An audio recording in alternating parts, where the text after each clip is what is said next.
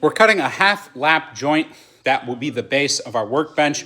Despite being a very simple joint to cut, very easy joint to cut, it's probably the first joint that somebody learns to do after they progress beyond simply nailing or screwing wood together.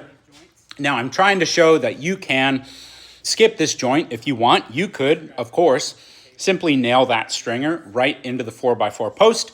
But when you do that, you are relying solely on the fasteners to carry the weight, to absorb the force of your use on the workbench. So every time you pound, every time you chop, every time you hammer, all of that force is going to go from the top of the workbench and right through those fasteners. When you cut a half lap joint like that, the stringer is sitting on top of the 4x4 post. So all of that force has a place to go. It has a place to be absorbed.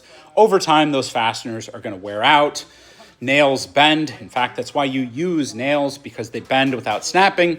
Screws snap. So this is a very secure mechanical connection that we're going to go with for the workbench.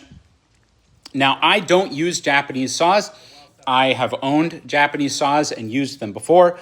I will use one every now and then when I need just a very, very thin blade. But for me, because I work in the Western tradition, I use Western hand saws. This is a Distin D12 saw, not a particularly old saw. This is probably from the 50s or maybe even the 60s. Nice thick plate, straight back, cuts like a dream. Once I figured out how to set up a Western hand saw really, really well, how to set it, how to sharpen it, I have never gone back to Japanese hand saws. And I have a theory on why so many people gravitate towards Japanese hand saws.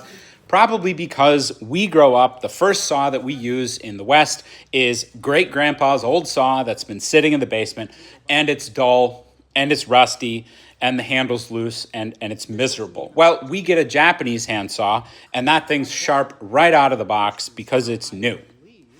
And nobody ever learns how to take care of those saws. The blades are disposable. You never need to know how to set them. You never need to know how to sharpen them. Every time you need a new one, you just buy a new one. It's not that way in Japan. In Japan, they use very nice resharpenable saws. You don't simply throw away the blade, the plate, every time you need a new one. I have a Distin rip saw here that I'm showing you in addition to my Distin crosscut saw. I own too many saws, but anyways, that's why I prefer the Western saws.